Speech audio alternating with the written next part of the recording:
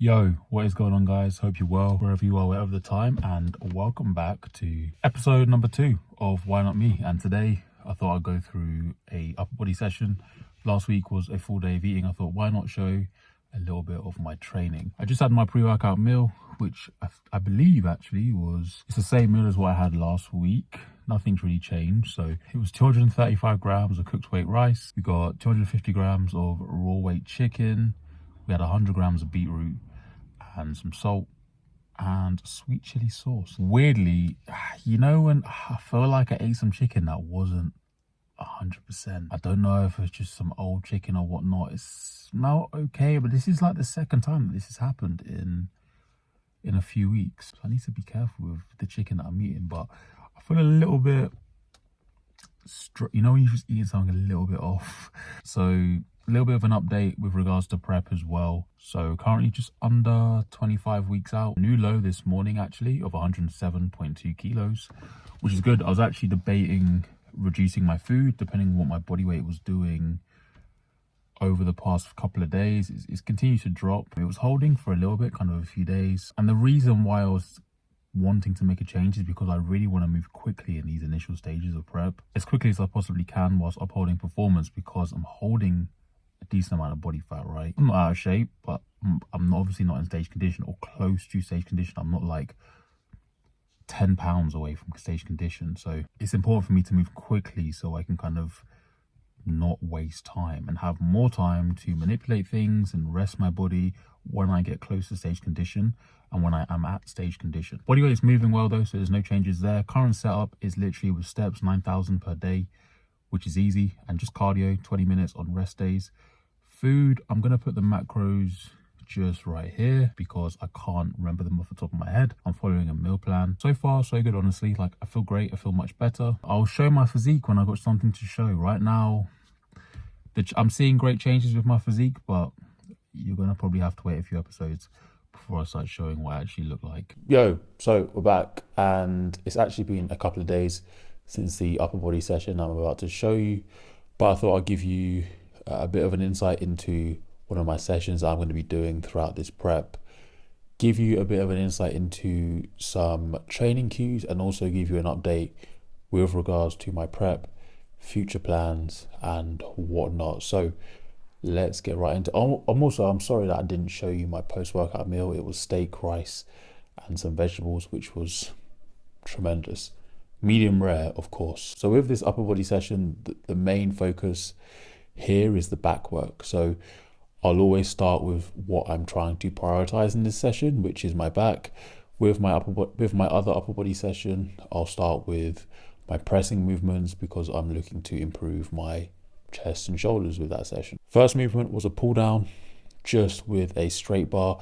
I typically use the EZ bar with this pull down just because it feels a bit better on my wrist, but that wasn't available. Commercial gym problems. And with a pull down like this, where I'm trying to target kind of that lower lat area, you always want to make sure that your hand positioning is supine, so you're almost like underhand gripping, or at the very least having like a semi-supinated grip. So if you see somebody doing, for example, like a Nautilus pull down or a Gymshark pull down single arm, rather than having your hand neutral or rather than having your hand pronated, to get that lower portion of your lat, you really want to try and supinate your hand a little bit more. So that's why I'm doing it underhand. It does also feel great. I know that feel isn't everything, but where I want it to target, I feel it the most in that area when I'm supine. Next, it would have been a bent over row, but again, commercial gym problems, wasn't able to get onto a rack, so I just moved on to my single arm row. With this one again, I'm just trying to target that lower lat area, and the priority with lat movements as well is making sure that you're keeping your elbow as close to your torso as possible. If you start flaring your elbow outwards, start raising that elbow high, you're going to target the upper back more, which is something that I'm not trying to target with these moves, right? Then moved on to the bent over row, and damn, yeah, I can definitely notice a difference with how easy the weight moves as my body weight has come down. So bit of a prep update to segue. I'm down about 3.5 kilos since I started prep. So things are moving really well, But on movements like this, a bent over row, it's definitely a little bit more noticeable. Like, I feel like body weight plays a huge role on free weight movements. That's why you see big bench presses or big deadlifters, and they're heavy because body weight helps massively when it comes to free weights. And yeah, I notice it on a bent over row, especially when you're leaning forward and literally holding yourself up with your erectors. If you've got more body weight behind you, it feels a lot easier. Not that I'm not performing well. Performance is still absolutely great, and the load that I'm using is where it needs to be. But yeah, definitely notice a difference. Bent over row, make sure you're actually bent over. What I like to do is actually bend over more than what I would want my rep to be, because then when it gets difficult, I don't end up going too high. Because you'll notice when people row, they'll start off here, and then towards the end, they're shrugging, right? So I basically make sure that I'm lower than what I actually intend to be when I finish the set, if that makes sense, so that I'm always in a decent position. Don't use the excuse of like, I'll just move the weight. No, don't just move the weight. If you haven't got a back, make sure that your execution is really good. This is not me saying don't go heavy. You will get there in time. You will get strong in time, but you have to make sure that your form is decent. Unilateral movement 2 of 2 was the upper back row, and with the upper back musculature, I'm really focusing on moving my scapula.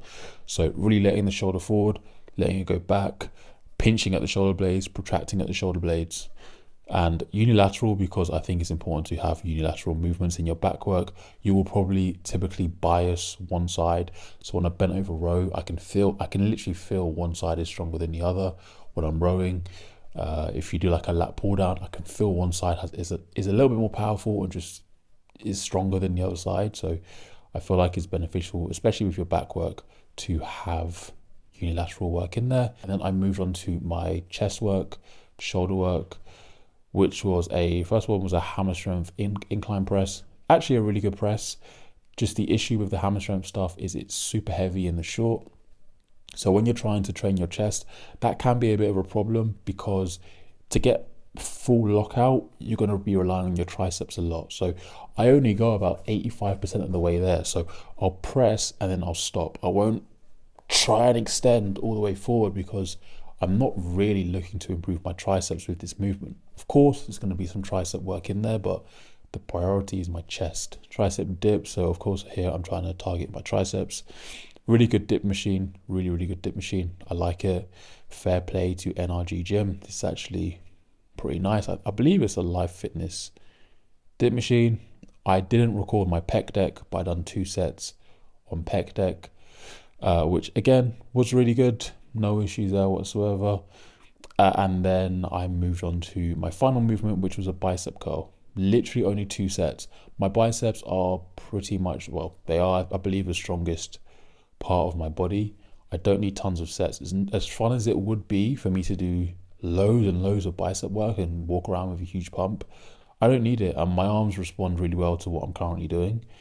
And I need more balance between upper and lower right. And also I need more back and a little bit more shoulders, chest in comparison to my arms. Yeah, that's the reason why I have a little bit of lower volume through my biceps. Bit more of a prep update. So yeah, at the minute I'm sitting at 107.3 kilos as of this morning, which is light for me at this stage in prep. And I'm still just trying to be aggressive and getting to a much better spot. I've also booked with Bryony. We're going to Malta for 3 nights. I've got an Airbnb. I'm going to be cooking. I think, again, this is it was obviously new for me in prep to go away whilst on prep, but this is also why I'm trying to put myself really ahead of the game.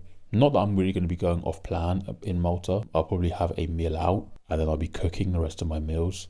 But because of that, I just want to make sure that I'm ahead of the game and conditions not a problem. But obviously, yeah, it's a new thing for me. It's a new challenge going on holiday during prep. This is something that I wouldn't recommend if you're really like sub 12 weeks out. I'm only doing this really because I'm still 24 weeks out from competing. That's a little bit of an update, but honestly, really happy with how my physique looks, and I've made some great improvements so far. I think I said earlier in the video that I'm not going to give an update really until I feel like I have something really that I'm happy to show or feel like is needed.